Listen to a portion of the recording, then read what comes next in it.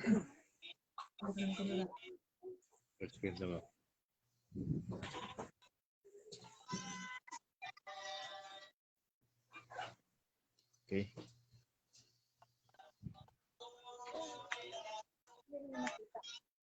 Walang screen kita. Live na sa Messenger. Live po na Facebook.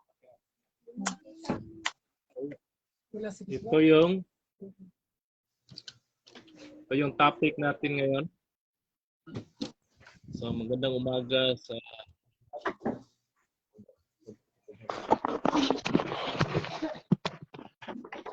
So makita natin ngayon, ito yung ating topic sa araw na ito. Pag-aralan po natin ang kaharian ng Diyos o gobyerno ng Diyos na noon ay nasa bansang at ngayon ay ibinigay ni Jesus Kristo sa ibang bansa. Ito ang ating pag-aralan, kapatid, dahil marami po sa ating mga ang hindi kalutang na kaalam na meron palang gobyerno ng Diyos o kaharian ng Diyos dito sa mundo. At yun ay noon sa bansang kaya pamagat ng ating paksa, ating pag-aralan ngayon ay kaharian ng Diyos o gobyerno ng Diyos na noon ay ang Israel ay binigay Jesus Kristo sa ibang bansa. Kasi pag-aralan ito, una nating talakayin ang tungkol sa basahin natin muna ang isang tungkol sa Israel at ginawa na kaharian ng Diyos noon.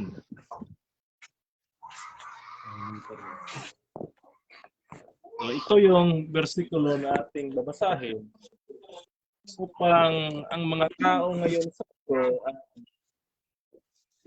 maka-alam ng mabuti na meron palang kaharian o gobyerno ng Diyos dito sa mundo. So, ito yung versikulo na mabasa natin. Sa unang Kronika, Kapitulo 22, versikulo 5. At sa lahat ng aking mga anak, sapagkat binigyan ako ng maraming anak, pinili niya si Solomon na aking anak upang umupo sa luklukan ng kaharian ng Panginoon sa Israel. So, ulitin natin mga kapatid. Ito yung sabi ni David. No, sa panahon ni David, ito ang sabi na kasulat sa unang Kronika, Kapitulo 28, versikulo 5. At sa lahat ng aking anak, sapagkat binigyan ako ng Panginoon ng maraming anak, pinili niya Solomon na aking anak upang umupo sa luklukan ng kaharian ng Panginoon sa Israel. Kaya malinaw po dito, litra na meron palang Diyos dito sa mundo. At yun ay nasa Israel. Ito ang ating talakayin na kung totoo ba ito. Kasi yung nakaraang Sabado na pag-aaralan natin, at ngayon ay bibigyan ng diin at lalo pa upang lubusan ng mga tao na ating aral ngayon ay tungkol sa kaharian ng Diyos na dito sa mundo at simula at ay sa bansa Israel. English, basahin natin the First Chronicles 25. So yung mabasa natin. And of all my sons, the Lord hath given me sons. He hath chosen Solomon my son to sit upon the throne of the kingdom of the Lord over Israel. Pa rin mga kapatid, yung kingdom sa Israel noon ay kingdom of God. Malinaw mga kapatid, anong biro, anong pagkukubli. Oo talaga na gobyerno ang Diyos dito sa mundo. Ngayon ang pagpapatunay mula sa Diyos tungkol sa estado ng isang kaharian ng Diyos. So ngayon ang pagpapatunay. So kung babalikan natin ang istorya ng Israel, ng bansang Israel, yan ay bagong pangalan kay Jacob. No, doon sa Jacob ay nakipag-resolve at binigyan siya ng bagong pangalan na Israel. At itong banay na Israel, naging alipin ito sa bansang Ehipto at umumpas sila pagkatapos ng 430 years. Sa pamagitan ni Moises, sila sa desierto. Ito yung sabi ng Diyos noon sa mga Israelitas sa Jacob o Israel. At dito sa Exodus 19, Kapitulo 5 at phrase.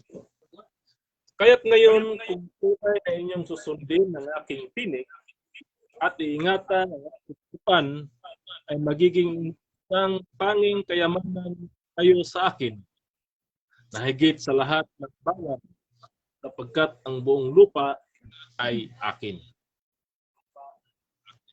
At kayo'y magiging isang kaharian ng mga saserdote sa akin, isang banal na bansa.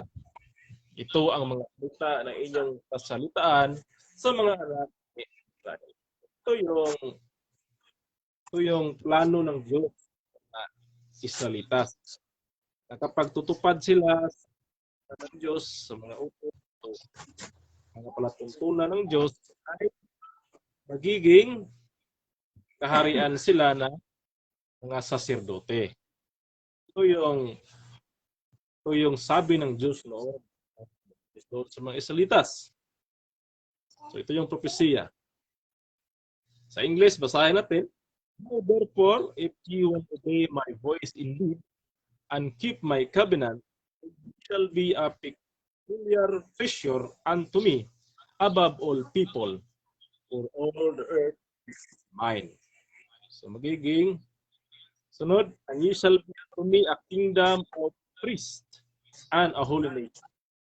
So, kingdom of priests. Propesya ng Diyos, gobyerno. Kaya sabi noon, Israel, doon sa desierto sa panahon ni Moses. Ngayon, ang pagpapatunay ng Diyos ng mga saserdote sa panahon ni Harun David. No? Basahin natin kung meron ba mga saserdote sa panahon ng gobyerno ni David. Kasi sinabi kanina sa Lucas 28:5 na ang kaharian ni David noon na kanyang anak na si Solomon ay anak Diyos. At sabi sa Exodus, yung kaharian ni Diyos ay kaharian ng mga saserdote. So basahin natin, patunayan natin na yung kaharian ni David ay saserdote na ipinag. Okay, sa unang Kronika, versikulo 1 hanggang 4. Ito yung nakasaad. At ang pagkabahagi ng mga anak ni Aaron, ito.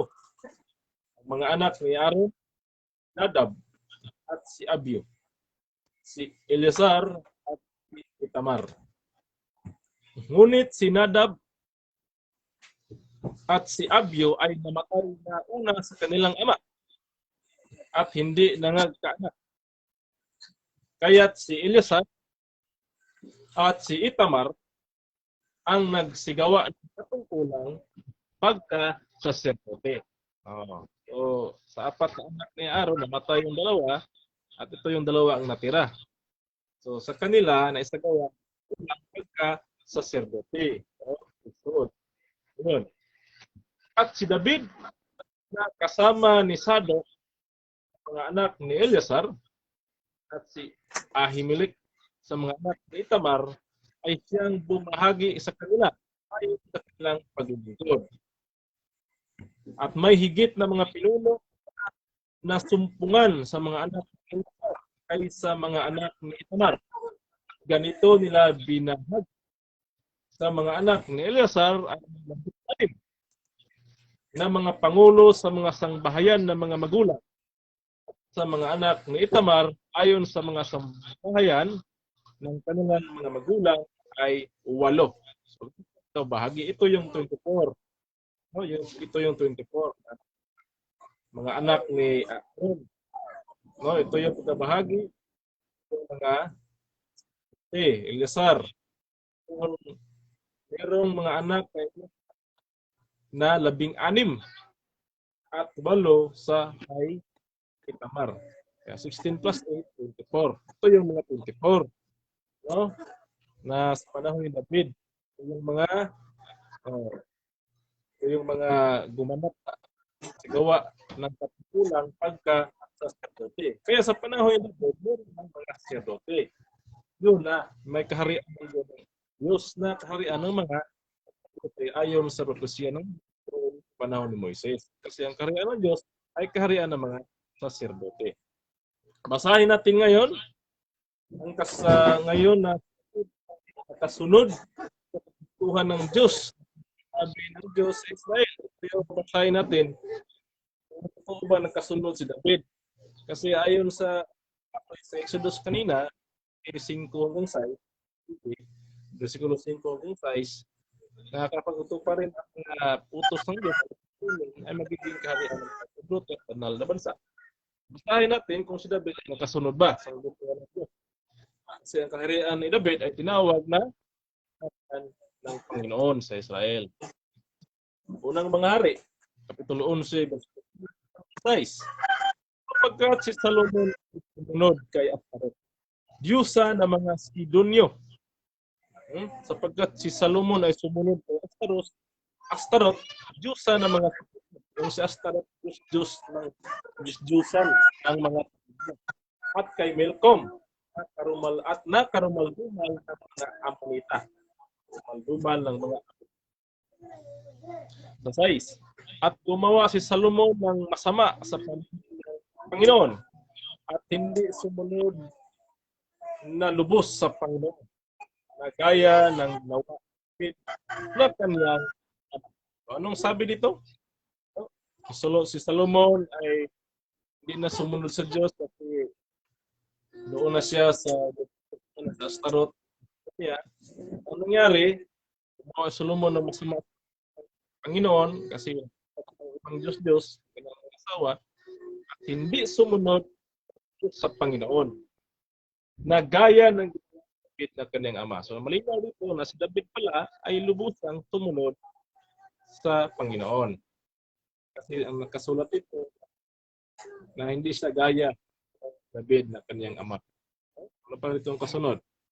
Ng mga hari, 11, siguro 33 hanggang 34. Sapagkat kanilang pinabayaan ako at sinamba sa Astarot na Diyos ng mga Sidonyo. Si Chimos na Diyos ng Moab at si Melcom Diyos ng mga anak ni Amon. At sila'y hindi nagsilakad sa aking daan upang gawin ang matuwid sa aking tingin at upang ingatan ang aking mga panatuntunan, aking mga kahatulan na gaya ng ginawa ni David na kanyang ama. So, malinaw din dito na sumunod talaga si David na ama ni Solomon. No? Na sumunod siya sa palatuntunan at kahatulan. Sabi dito, at upang ingatan natin ang palatuntunan at ang aking mga gaya ng ginawa ng kanyang ama. So, si David talaga ay sumunod sa mga palatuntunan at ng Diyos, mga batas ng Diyos, ang gustuhan ng Diyos. Kaya malinaw na si David ay tumutupad at sa iyo nakatupad sa kagustuhan ng Diyos. No? Sunod. Sa 34, gayon na hindi ko kukunin ang buong kaharian sa kanyang kamay. Ito yung panahon na Solomon nagkasala at ibigay ang kaharian ng alipin. Pero yung isa, yung anak na si Rehoboam. Yung alipin niya si Rehoboam. So yung nakasulat. Ngayon may hindi ko kukunin ang buong kaharian sa kanyang kamay, kundi aking gagawin siyang prinsipe sa lahat ng kaharian ng kanyang buhay. Dahil kay David na aking lingkod, na aking pinili, Sapagkat kanyang ingatan ang ating mga utos at ang ating mga palatuntunan. Malinaw na si David ay tumutupad mga utos at mga palatuntunan ng Panginoon. Kaya nga, mayroon siyang saserdote doon. Propesya ng Diyos sa mga Israelita sa panahon ko. Susunod sila sa mga patusunod at magiging kaharian ng mga saserdote. Kaya tinawag ang kaharian ni David, kaharian ng Diyos sa Israel. Kaya malinaw na natupad sa panahon ni David ang pagsunod at palatuntunan ng Diyos. Kaya kung babasahin ulit ang nakasulat sa Exodus 19, versikulo 6, ito yung nakasaad. Basahin natin ulit. Kahit ngayon, kung tunay na kung susundin ang aking tinig at iingatan ang aking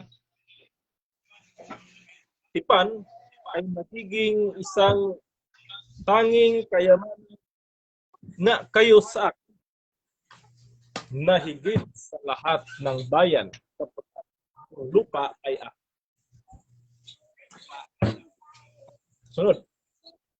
At kayo'y magiging isang kaharian ng mga sacerdote sa akin at isang banal na bansa. Ito ang mga salita na inyong sasalitaan ng mga anak. So, malinaw dahil tinawag ang kaharian ni David noon na kaharian ng Panginoon. So, malinaw na itong siya natupad sa panahon ni David. Kasi malinaw din na mabasa natin kanina, si David ang nakasunod sa palatuntunan ng Diyos. Kaya lang sa kanyang anak ay nakakala. Kaya nagiging dalawa ang bahagi sa Israel. Jeroboam at Jeroboam. Kaya malinaw rin na noon ay karya ng Diyos sa Jerusalem. Kung saan may saserdote siya noon na tinulaga sa katungkulan. So, yan ang malinaw na impormasyon mula sa Biblia na yung kaharian ni David noon ang Panginoon. Yan ay literal na kaharian ng Diyos. No? Literal God. Literal. Na mayroong kaharian ng Diyos dito sa panahon ni David sa Israel. Sa pagdating sa kapanahunan ni Jesus Kristo, mabasa natin sa banal na kanyang pagharian ay ang bansang Israel. Doon sa Jerusalem siya. Ito yung panahon ni Jesus Kristo. Pasensyahan nyo nga hindi nyo sa gilid kasi medyo malaki ito. Tap-tap. So, medyo putol, no? Pambagi. Putahin ko lang. Sa pagdating sa kapanahunan ni Jesus Kristo, nating Panginoon, mabasa natin ang kanyang pagharian ay ang bansang Israel. Doon sa Jerusalem siya upo. Ito yung panahon ni basahin natin ang propesya para sa propesya ng Kristo. Ito yung mabasa natin sa Isaiah kapitulo 9, versikulo 6 hanggang 7. Kapagkat sa atin ay pinanganak bata. Ito yung propesya sa Israel na may batang gisilang. Bata, sa atin ay binigay ang isang lalaki. At ang pamahala ay mangatang sa kanyang balikat. At ang kanyang pangalan ay tatawaging mga tagapayo, makapangyarihang Diyos, walang hanggang Ama, Pangulo ng kapayapaan. Ano sabi dito? Sapagkat atang sabi dito, atang sa kanyang pamahala. So, ito talaga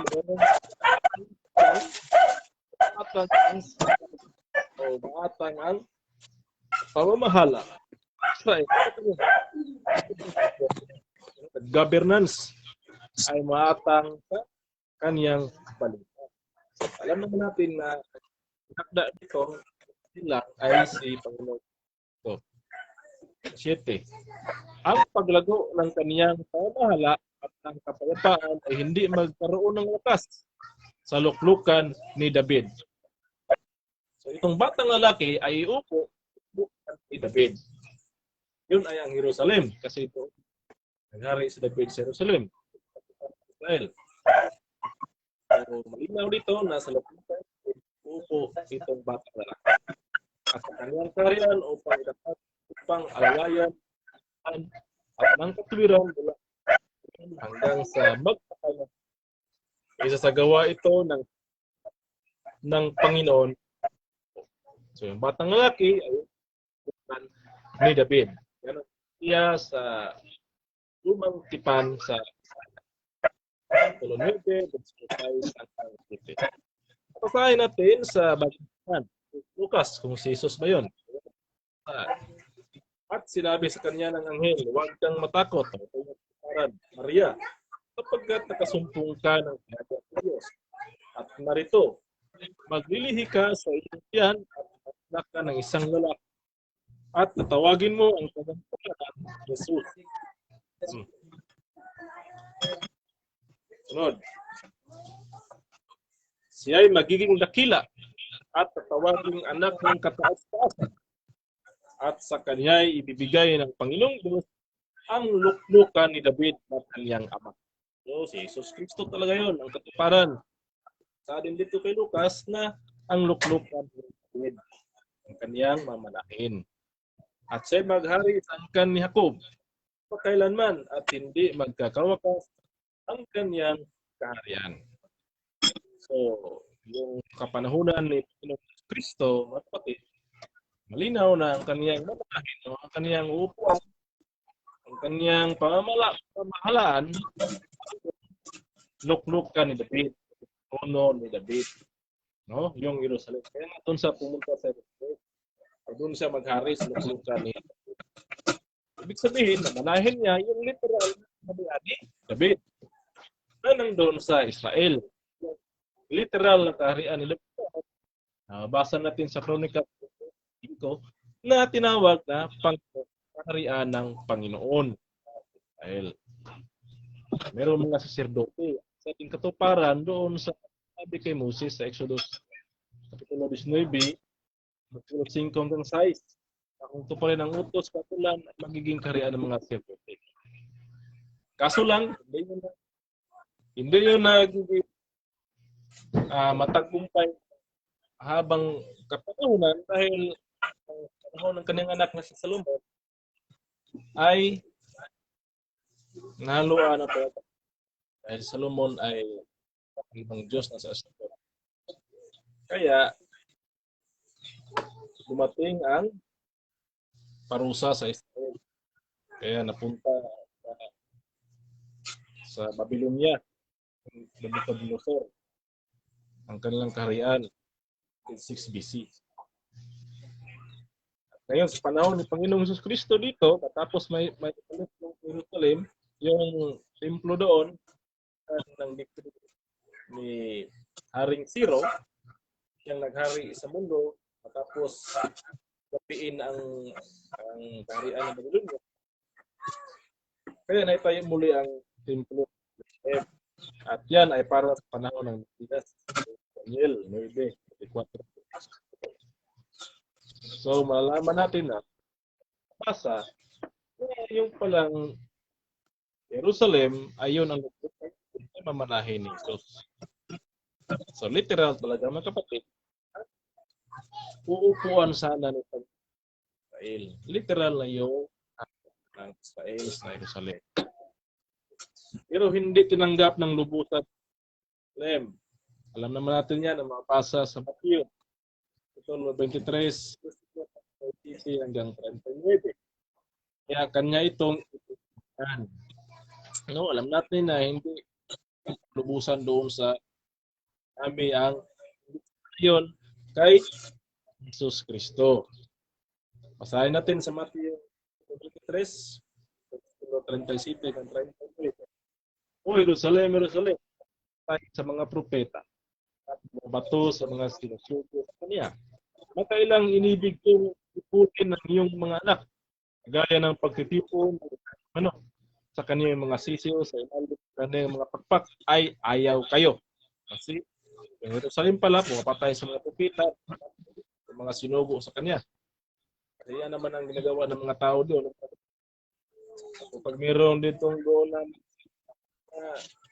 propesya, ay papatay nila kasi makasinugo ng kadiliman at hindi mo nasa Diyos. Napato nila. Marami mga sinugo ng Diyos noon. So yung sabi ni Jesus, "O Jerusalem, Jerusalem, na mapatay sa mga propeta at mabato sa mga sinugo sa kanya. Makailang inibig kong tipunin ng iyong mga anak, na gaya na pagtipon ng inahing manok. Kanyang mga sisiyo sa ilalim ng kanyang mga kapat ay ayaw nila. Narito, ang iyong bahay ay iwan sa inyong wasak. Sapagkat sinasabi ko sa inyo, buhat ngayon ay hindi inyo ako hanggang sa inyong sabihin, mapalad ang pumapatito sa pangalan ng ang bahay, iwang wasak. No? Kaya ngayon, hindi nyo na makita yung Jerusalem doon, yung templo doon kasi winasak ulit. Dahon ng naglusob ng Muslim doon. Winasak na yung templo. Wala ng templo ngayon sa Israel. No? Palitan ng templo ng ibang relihiyon. Kaya, malinaw na hindi tinanggap si Panginoon sa Jerusalem. Kaya ito ang sabi niya, bahay, iwan sa inyong wasak. Buhat ngayon, hindi niyo ako makikita. Hanggang sa iyong sabihin, mapalad ang pumaparito sa pangalan ng yun na. Marami ang ayaw tumanggap noon. Bukod sa mga turo niya at sa panggagamot ito. At dahil na din sa ganun kagandahan at kadalasan nalaman na mga Kristyano, mga imahe, mga ribulto ay gwapo sa Kristo. Gwapo siya. Pero meron ng kasulat na hindi pala siya upang ating naisin. Kaya bukod sa kaniyang mga turo doon sa mga bangha, ay meron marami ang nais sa kanya dahil hindi dahan kasi nasusulat ayas. Ayan. Tres na hindi sa ganoon kagandahan. Basahin natin. Wala. Basahin natin sa Isaiah. Sa Isaiah, Kapitulo 53, hanggang 3. Ito yung sinong naniwala sa amin at kanino nahayag ang Panginoon? Sapagkat siya ay tumubo niya na gaya ng sariwa at gaya ng upa. Walang anyo, man. At pagka-ating minamasdan ka, walang kagandahan, ka mananais sa kanya. So, hindi talaga nanaisin kasi walang kagandahan. Malinaw na yung imahe dyan, makita natin ng papo, hindi yan totoong mukha ng Panginoong Jesus dahil gwapo yan eh. Tayo nga dito, hindi naisin, no? At pagka ating minamasdan ay walang kagandahan na mananais tayo sa kanya. Kaya hindi pala itong gwapo yung Panginoong Jesus. Kapatid, malinaw ito nakasulat. Sa 3, siya'y hinamak at ng mga tao. Malinaw na siya yung kapagparan ko. Isang taong sa kapanglawan, sa karamdaman. Bisa sa karamdaman. At gaya ng isang na pinagpublian, kanilang muka ng mga tao na siya'y hinamak at hindi natin hinagahan siya. Panginoon Diyos Kristo ito, mga kapatid. No? Hinamak at hindi pinahalagahan. Dahil ang ating siyang masdan, ang nakasulat dito, walang kagandahan na nais tayo, nais ng tao roon. Kaya talagang marami ang bigaw ng mga kapatid. Dahil sa hindi nila pagkakot, kaya inilipat ang gobyerno ng Diyos sa bansa. Kasi noon, ang pangalan ng noon ay kaharian. Kasing gobyerno ang tawag noon. Ngayon lang sa tanong natin na ang isang bansa ay tawaging gobyerno. Pero tawagin niyang kaharian. No? Kaharian ng Babylonia, kaharian ng Persia, Medo, Kaharian ng Kristo, kaya tawag sa gobyerno. Itong Biblia ay naisulat nasa ng Kingdom Age. Kaharian pa yung tawag. Kaya, constitution natin yun. Kaya natawag natin. That is a kind of one of a kind of governments. Kapag na tawag nilang autocratic government o monarchical government sa ngayon, yung mga klase na tawaging kaharian ng government, no? So, may kaharian ang tawag niya. Okay, ito na. Dahil hindi tinanggap sa Kristo, Panginoon Isus, kaya inilipat niya ang kaharian sa ibang bansa. Mabasa meron. No? Yung literal na kingdom of God, tinawag na kingdom of God, kingdom of Israel noon sa Israel, ay inilipat na ng Panginoong Isus. Ito yung pangarap namin sa mundo na marami ang hindi makatanggap. No? So, dapat nating unawain at itindihin na mayroong nakasulat sa banal tinuro ng ibang mga taga-pagturo ng ibang timbahan ng Kristo. No? Ito yung katotohanan na mahirap tanggapin ng mga tao. Yung ating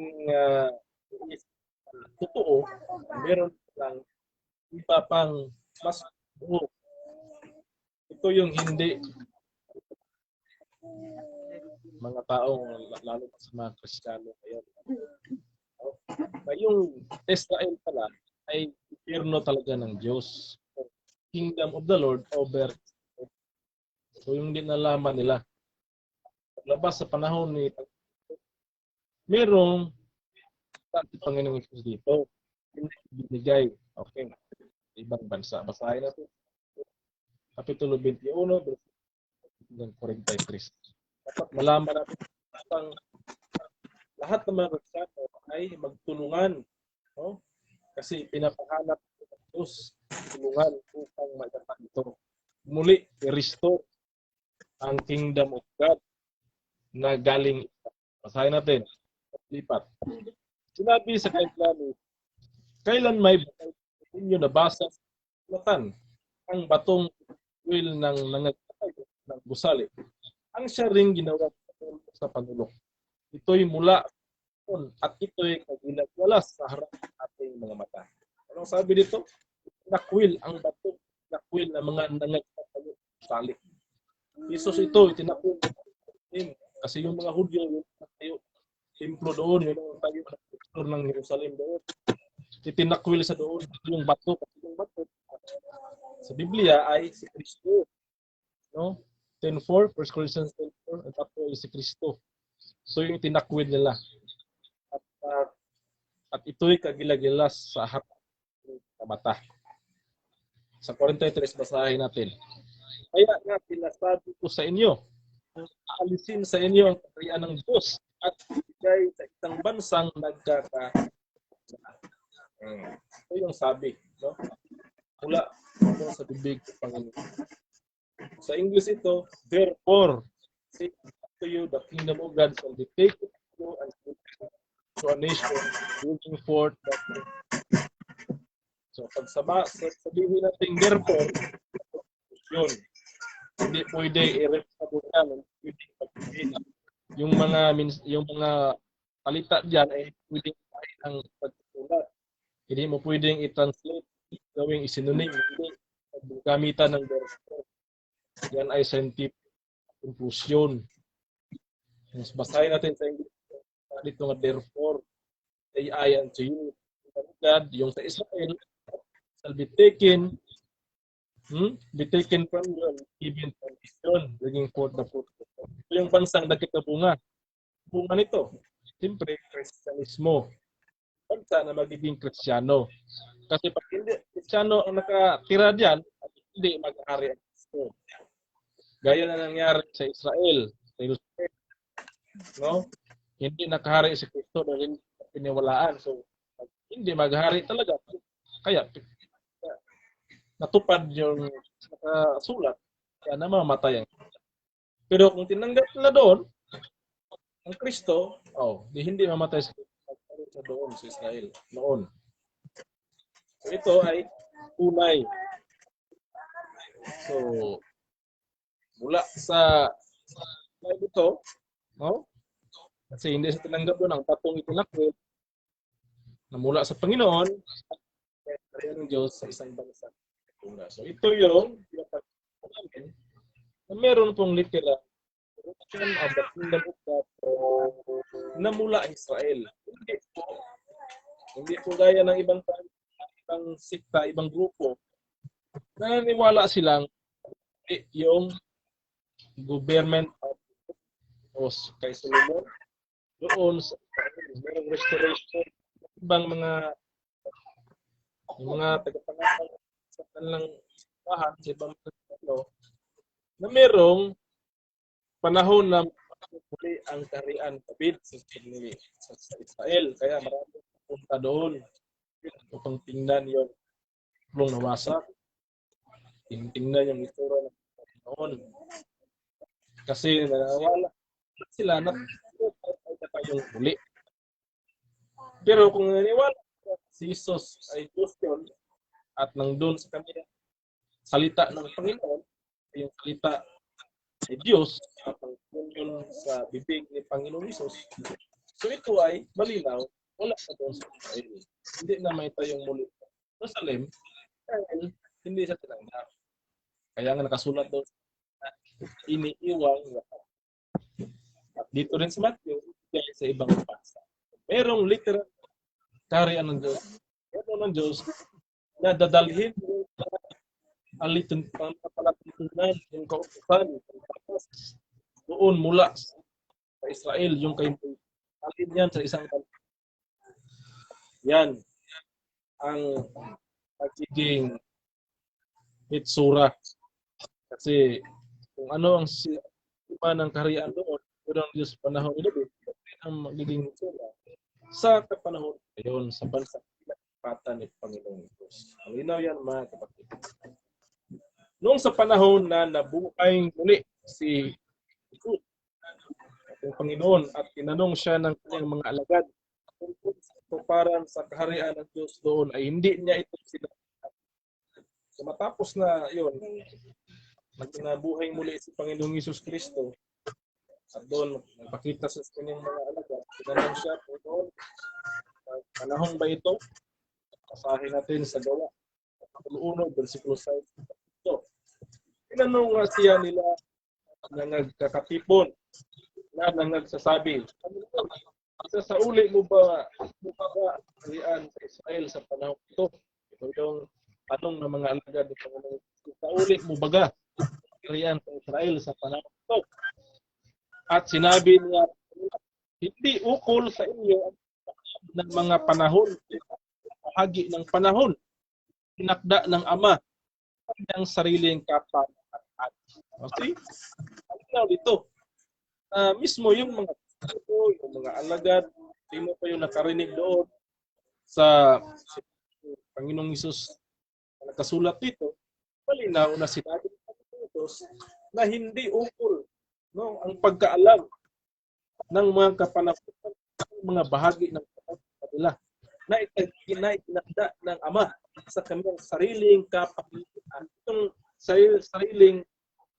sa kanyang sariling kapamahalaan, ito ay gobyerno. Pag sasabihin mong pamahalaan, gobyerno yan. Pamahalaang republika, pamahalaang demokrasya, yan ay gobyerno. So, hindi sinabihan yung mga disipulo noon, Panginoong Hesus. Kaya kahit patahin mo ng Pino o masinsinang imbestiga diyan sa banal na aklat, lalo na sa apostoles, hindi mo talaga matatagpuan ang yung mga katotohanan o yung tunay na pinagsulupatan ng kaharian ng Diyos. Kasi hindi sinabihan ni Panginoong Hesus sa sekreto niya. Kaya hindi pwede na litra natin ang Bible at Basa mo dyan ang pangalan ng bansa. Ay hindi talaga kasi yung mga apostolis na nagsulat, yung mga ni Panginoong Hesus ay hindi sinabihan ni Jesus. Kaya hindi nila naisulat alam ang bansang yan.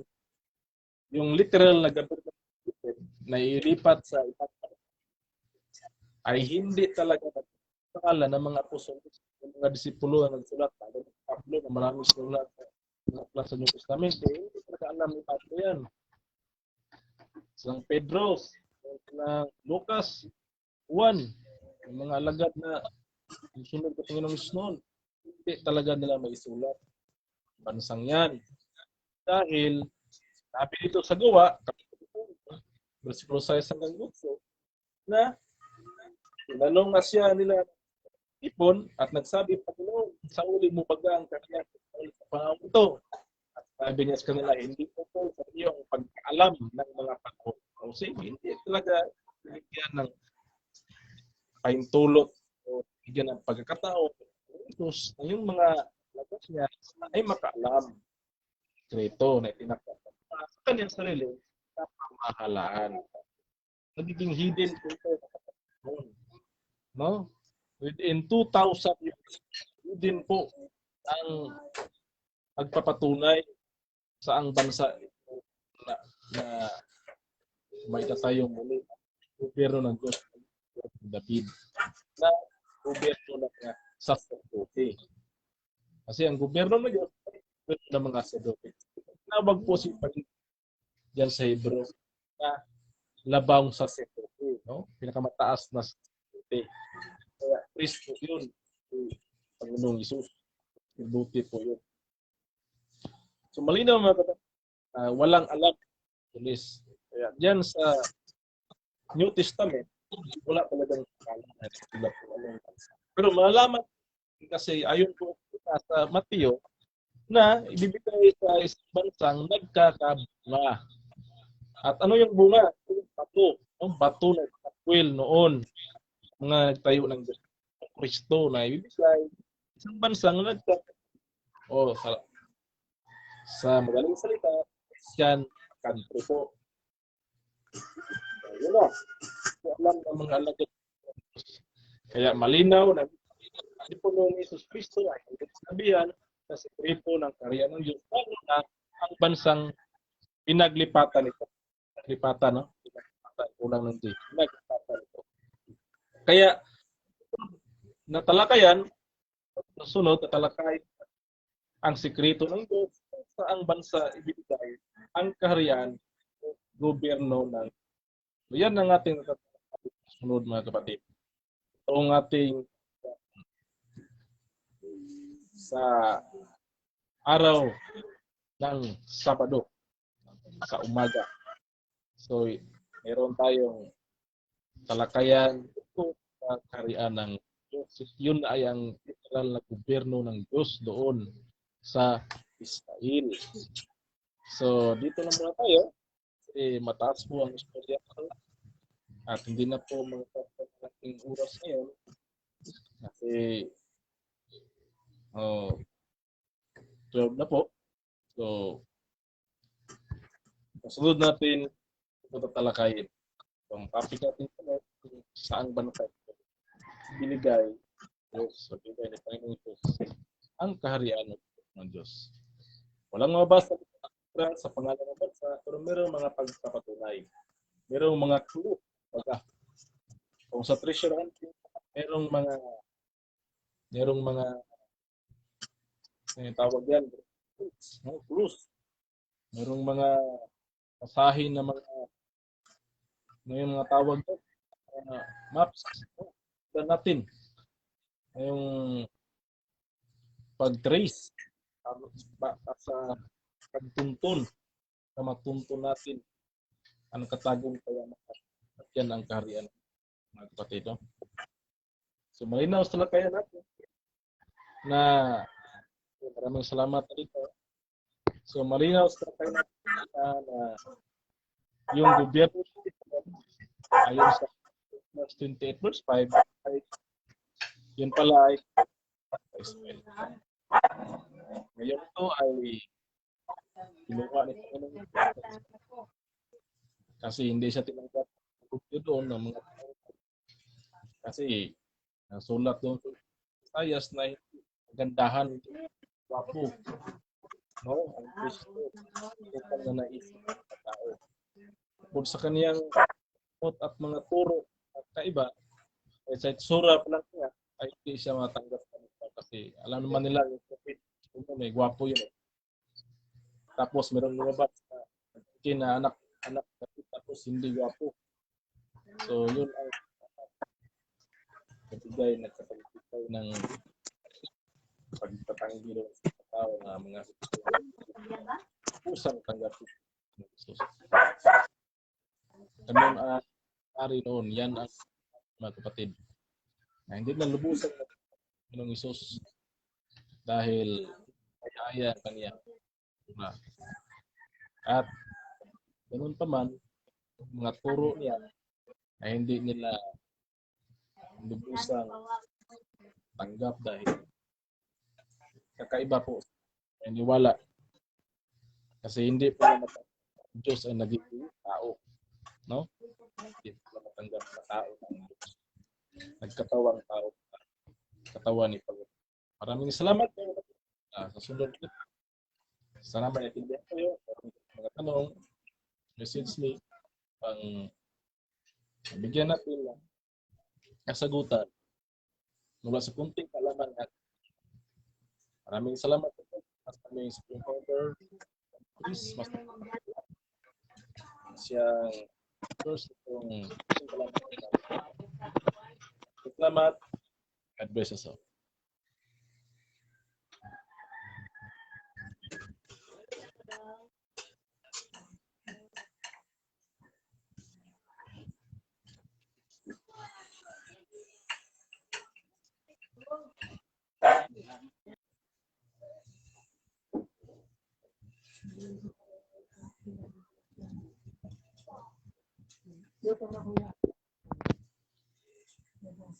And broadcast and